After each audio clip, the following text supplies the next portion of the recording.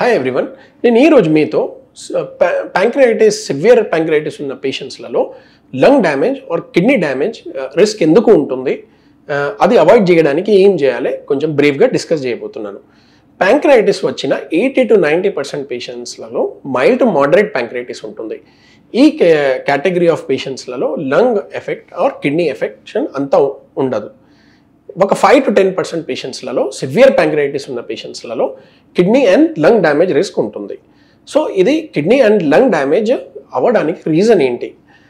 Severe ప్యాంక్రియాటిస్లలో pancreatic enzymes pancreatic body నుంచి direct సర్క్యులేషన్లో రిలీజ్ అయిపోతాయి.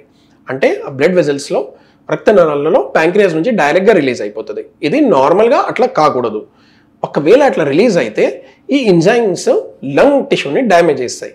ఆ లంగ్ టిష్యూ డ్యామేజ్ అవ్వడం వల్ల సరిగ్గా శ్వాస తీసుకోలేకపోవడం, సరిగ్గా బాడీలో ఆక్సిజన్ లెవెల్ ఉండకపోవడం అనేది జరుగుతుంది.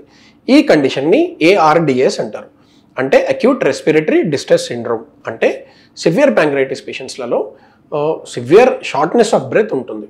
వాళ్ళకు గాలి పీల్చడానికి సరిగ్గా వాళ్ళకు ఆ రెస్పిరేటరీ మసిల్స్ ఎక్కువ యాక్ట్ చేస్తుంది. ఎందుకంటే బాడీలో ఆక్సిజన్ లెవెల్స్ చాలా తక్కువ అయిపోతాయి.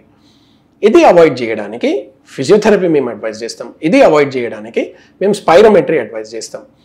అండ్ ఒకవేళ సివియర్ ఉంటే మేము పేషెంట్స్కి వెంటిలేటర్ మీద పెట్టాల్సిన అవసరం కూడా రావచ్చు.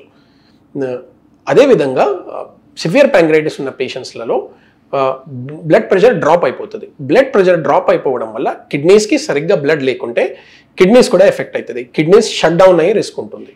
ఇది అవాయిడ్ చేయడానికి మేము IV ఫ్లూయిడ్స్ ఎక్కువ ఇస్తాం అండ్ బ్లడ్ ప్రెషర్ మెయింటైన్ చేయడానికి కొన్ని ఇంజెక్షన్స్ ఇస్తాం.